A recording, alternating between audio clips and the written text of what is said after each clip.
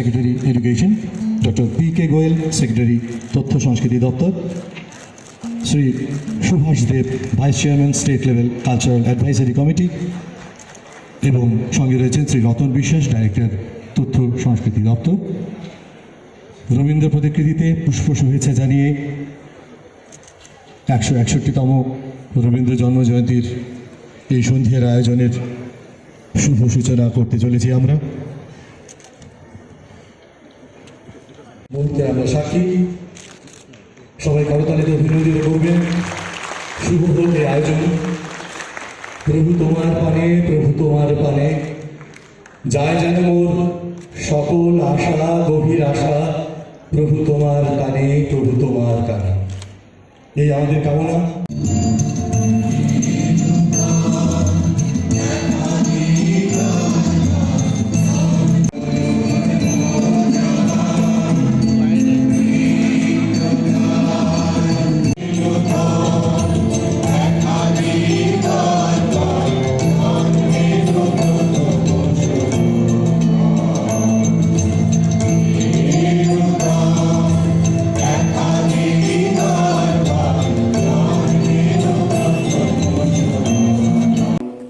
আপনারা অনেকেই আমাদের এই কর্মসূচির পর সাংস্কৃতিক যে অনুষ্ঠান, পশ্চিমবঙ্গ থেকে বিশিষ্ট 3 জন যে আমাদের শিল্পী এখানে এসছেন, যারা রবীন্দ্র চর্চার সঙ্গে নিজেকে যুক্ত রেখেছেন, তাদের অনুষ্ঠান আপনারা সেখানে উপভোগ করবেন।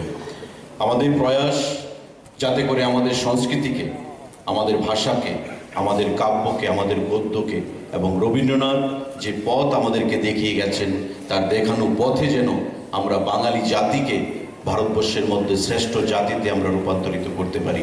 এবং তার জন্যে আজকের কবি প্রণাম অনুষ্ঠান আমরা দেখতে পেয়েছি যে রবীন্দ্র কানন থেকে রবীন্দ্রনাথের প্রতি মানুষের যে শ্রদ্ধা, রবীন্দ্র চেতনায় মুগ্ধ হয়ে সমাজকে তৈরি করার জন্য যে কচিকাচারা মা বাবার হাত ধরে আজকে সকালে রবীন্দ্র কাননে উপস্থিত থেকেছেন, আমাদেরকে সেটা মুগ্ধ করেছে, আমাদেরকে সেটা অনুপ্রাণিত করেছে।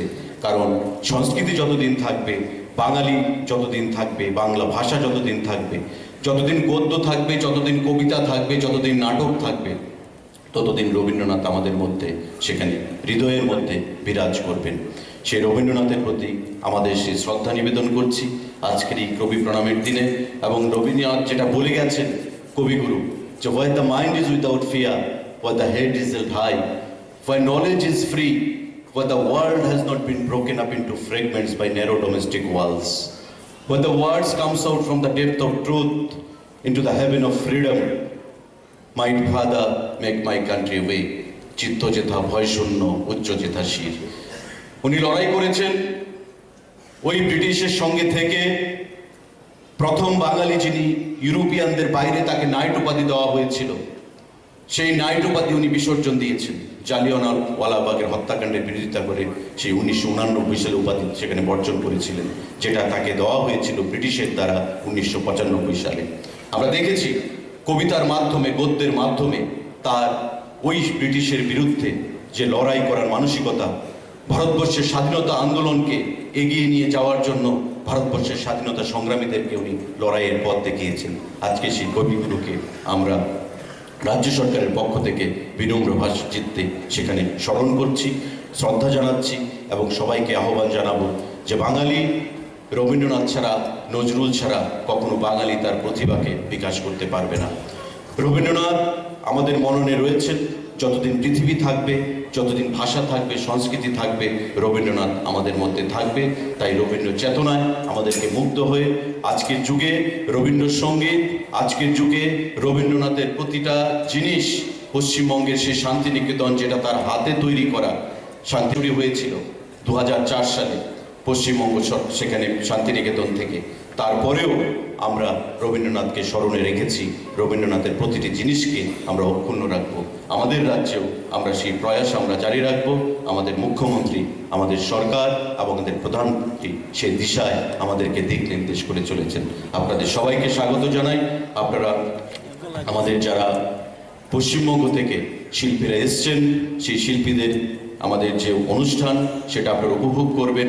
আজকের এই অনুষ্ঠান মঞ্চে আপনি এই কোটি কথা বলে সবাইকে আবারও নমস্কার জ্ঞাপন করে আমাদের যারা অতিথিরা এখানে উপস্থিত হয়েছেন তাদেরকে অনেক অনেক ধন্যবাদ জ্ঞাপন করে আমি আমার কথা বল। বন্ধুরা, রবীন্দ্রনাথ ঠাকুর কলা, সংস্কৃতি, সাহিত্য, কবিতা, নোবেল প্রাইজ, এই সবগুলো একসঙ্গে আমাদের সামনে উঠে দাঁড়ায়।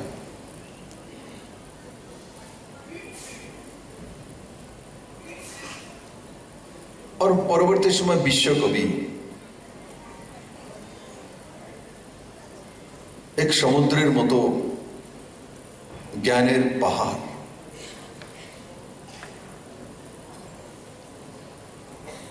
সেই ব্যক্তিত্ব রবীন্দ্রনাথ ঠাকুর। আমরা কম বেশি হল সভাগারে যারাই আছি রবীন্দ্রনাথ ঠাকুরের বিষয়ে জানি, ওনার জীবনীকে পড়েছি, ওনার রবীন্দ্রসঙ্গীত নিজে না গাইলেও শুনেছি, ওনার কবিতা পড়েছি। উনি ত্রিপুরার উপরও বিসর্জন লিখেছেন, আরো অনেক কাব্য লিখেছেন যাতে ত্রিপুরার বর্ণন রয়েছে।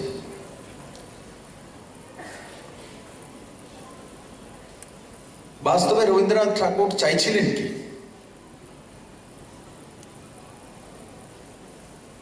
পরাধীন ভারতবর্ষ, ওনার কবিতা, ওনার সাহিত্য, ওনার ভাবধারা কি বলছিল পরাধীন ভারতে? ভারতকে ঘুরে দাঁড়ানোর জন্য ভারতের কৃষ্টি, সংস্কৃতি, ব্যবস্থা, তার পরিভাষা ভারতবাসীর সামনে তুলে ধরা। এই ব্যবস্থাগুলো কুসংস্কার।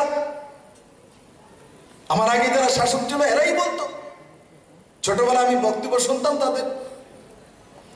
কেউ রাম ঠাকুরের শিষ্য, তো গলায় মালা দিয়ে রেখেছেন, তো মালা ছিঁড়ে ফেলে দিতেন।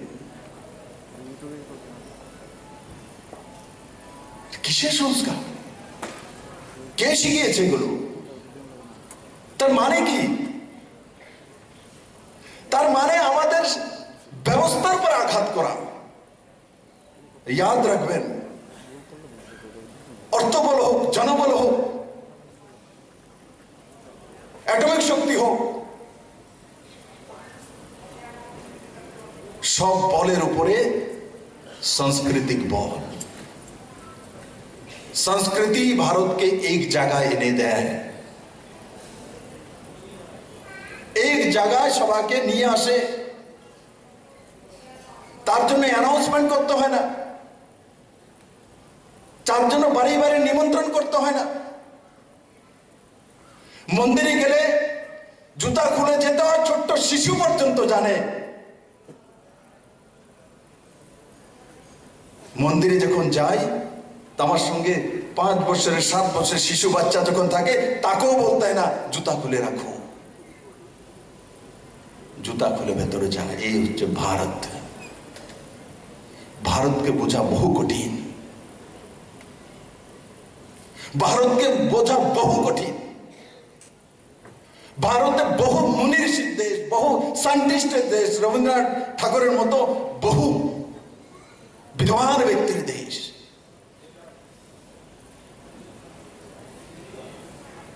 চাণক্য থেকে নিয়ে চন্দ্রগুপ্ত মতো সম্রাট, পুরো দুনিয়াতে একই সম্রাট বা রাজা ছিলেন, যিনি যুদ্ধ জিতার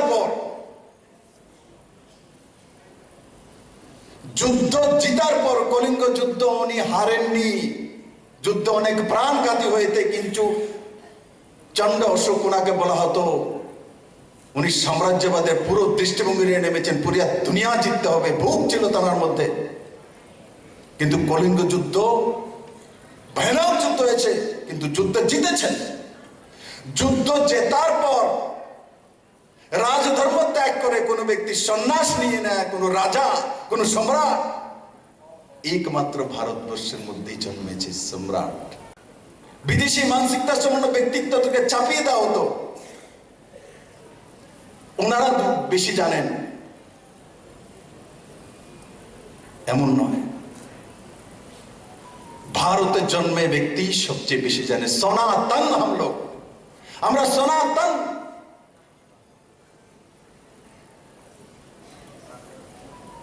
দুনিয়ার সংস্কৃতি যখন আবিষ্কার হয়েছে, তার প্রমাণ যদি কোথাও সবচেয়ে পুরনো প্রমাণ কারোর কাছে সংস্কৃতির বিদ্যা বুদ্ধির আছে, তো ভারতের মাটির কাছে আছে, এই পুণ্যভূমি যেখানে আমাদের জন্ম হয়েছে। তার জন্য আমি গর্ব করি, আমি ভারতীয়। রাষ্ট্র নরেন্দ্র মোদী পুরো দুনিয়ার সামনে প্রমাণিত করে দিয়েছেন যে स्वामी विवेकानंद के जन्मभूमिर प्रधानमंत्री, कर्मठ प्रधानमंत्री, संस्कृति परायण प्रधानमंत्री, सैटेलाइट उठानो जो जाने से ही प्रधानमंत्री, और 5 किलो करे चावल देते जाने फ्रीते से ही प्रधानमंत्री, जनधन अकाउंट खोलार प्रधानमंत्री, जल जीवन मिशन माध्यमे फ्रीते अमृत। उस सबका साथ सबका विकास घर देवार समय विप्लव देव एक बार देखे ना से कौन पार्टी करे, कौन जात, कौन पंथ, एकटाई मंत्र, সবাইকে পাকা ঘর দিতে হবে 2022 ডিসেম্বরের মধ্যে, সবাইকে জল দিতে হবে নরেন্দ্র মোদীর জন জীবন মিশনের মাধ্যমে 2024 মধ্যে, সবার জন্য রাস্তা করতে হবে, সবার জন্য রোজগারের ব্যবস্থা করতে হবে। নতুন নতুন আবিষ্কার, যে ব্যক্তি রাজ্যের প্রধান তার মধ্যে নতুন সোচ রাখতে হয়, নতুন মানসিকতার সঙ্গে যুক্ত হতে হয়। আজ ত্রিপুরাতে আমি তৈরি করিনি, আগরতলার নাম আগর গাছের নামে হয়েছে, ऐसा প্রবাদ আছে। 70 লাখ আগর গাছ আছে ত্রিপুরাতে। এই আগর 2 থেকে 3000 কোটি টাকার ইকোনমি দেবে আমাদেরকে। আমি গাছগুলি লাগাইনি, যারা আগর গাছগুলি লাগিয়েছে কোন সরকারের কোন ভর্তুকি স্কিম পায়নি, अपने आप লাগিয়েছে। এত বড় ধন আমাদের কাছে পড়ে আছে, কিন্তু খোঁজার জন্য ওই সময় লোক ছিল না। আজকে আপনাদের এখানে আসার আগে দুপুরে লাওসের থেকে একটা টিম এসছে। আমি চিফ সেক্রেটারি পিসিসিএফ এবং ত্রিপুরা সরকার আরো 2 অধিকারীকে লাওসে পাঠিয়েছিলাম, ভিয়েতনামে পাঠিয়েছিলাম, যে গিয়ে দেখে আসুন তাদের আগরের যে বিজনেস কিভাবে করছে। প্র্যাকটিক্যালি দেখে এসছে। দেখে আসার পর ওখান থেকে একটা টিম এসছে, সেই টিম ত্রিপুরাতে প্রাইভেট ইনভেস্টমেন্ট করবে। আর সেই টিম যে এসছে আগরের বিজনেস করে, আমি জিজ্ঞাসা করলাম টার্নওভার কত আছে আপনাদের, তো বলছে 5000 করোড়, 5000 কোটি টাকার টার্নওভার আগরের বিজনেস করে। আসামের লোক পৌঁছে দেওয়ার প্রধানমন্ত্রী, দেশের সবচেয়ে বেশি মহিলা মন্ত্রী বানানোর প্রধানমন্ত্রী, দেশের প্রথম কোন মহিলা ফাইন্যান্স মিনিস্টার বানানোর প্রধানমন্ত্রী, ত্রিপুরাতে 33% মহিলাদের জন্য আরক্ষণ করার প্রধানমন্ত্রী, মেক ইন ইন্ডিয়ার প্রধানমন্ত্রী, মেড ইন ইন্ডিয়ার প্রধানমন্ত্রী, सबका साथ सबका विकासेर प्रधानमंत्री, सबका साथ सबका विश्वासेर प्रधानमंत्री, सबका साथ सबका प्रयासेर प्रधानमंत्री। और आगे त्रिपुराते एक दलीय व्यवस्था, एक दलीय तंत्र। आज আমি কাজ করি রতনদা এবং আমার সাথী সুশান্ত চৌধুরী এখানে রয়েছেন, দুইজন ক্যাবিনেটের সাথী। কাজ করার সময় নরেন্দ্র মোদীর সবকা সাথ সবকা বিকাশের কাঁটাটা সামনে থাকে। তার জন্য যে রতনবাবু বলছিলেন ৭২,০০০ ঘর ৪০ বছরে, ওর ৪ বছরের কাছাকাছি, 4 বছরের সামান্য বেশি হয়েছে সরকার, তার মধ্যে কোভিডের 2 বছর চলে গেছে। 2,২৮,০০০ ঘর। ভারতের আত্মীয়তা, ভারতের সংস্কার, সেগুলোকে তুলে ধরে ভরপুর তুলে ধরেছেন বিশ্বকবি রবীন্দ্রনাথ ঠাকুর।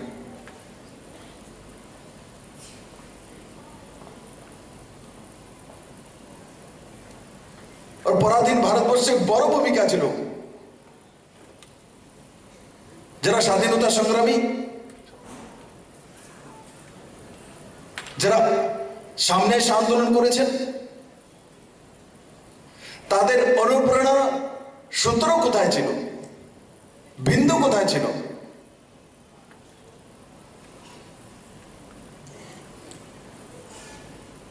সে বিন্দু রবীন্দ্রনাথ ঠাকুরের মধ্যেও ছিল।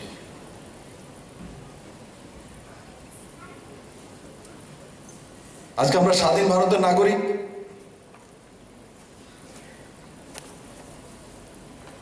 ভারতকে বহু বছর বহু শাসক শাসন করেছে, বিদেশি শাসক। পুরো ইতিহাসে আমি যাব না, কিন্তু মুঘলদের 600 বছর, ইংরেজদের 200 বছর, এই 800 বছর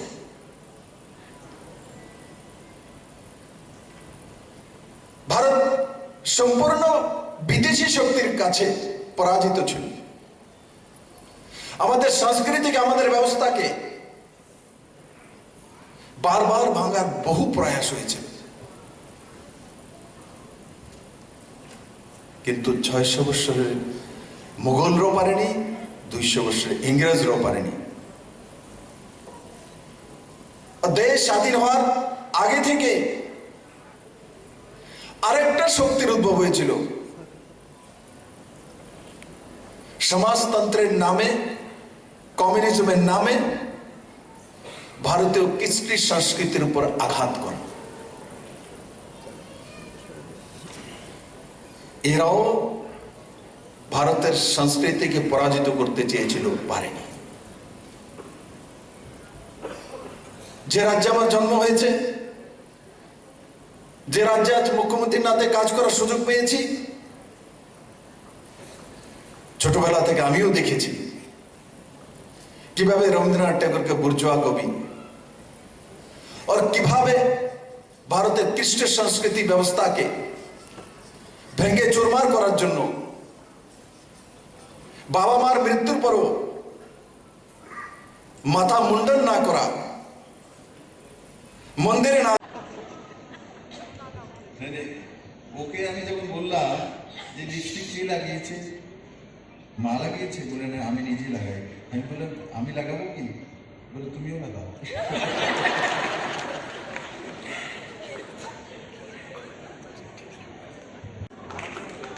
সমবেত আবৃত্তিতে প্রথম হয়েছে, তারপর আবৃত্তি নেই এবং অর্কদ্যুতি। আমরা এদের হাতে পুরস্কার তুলে দেব। এর মধ্যে আমরা পুরস্কার তুলে দিয়েছি বৈশাখ প্রতিযোগিতায় গ্রুপ সি তে যারা পুরস্কার পেয়েছে তাদের হাতে।